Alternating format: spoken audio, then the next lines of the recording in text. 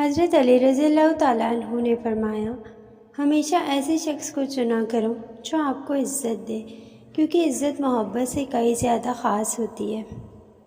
حضرت علی علیہ السلام نے فرمایا، خوشی انسان کو اتنی نہیں سکھاتی جتنا غم سکھا دیتے ہیں۔ حضرت علی علیہ السلام نے فرمایا، زندگی اس طرح بسر کرو کہ دیکھنے والے تمہارے درد کے بجائے تمہارے صبر پر رشک کرے۔ حضرت علی علیہ السلام نے فرمایا، اسے اپنا کوئی راز نہ بتاؤ جس کا کوئی راز تمہارے پاس نہ ہو۔ حضرت علی علیہ السلام نے فرمایا، مجھے مایوس ہونے والے شخص پر تعجب ہوتا ہے جبکہ اس کے پاس استغفار کی قوت موجود ہے۔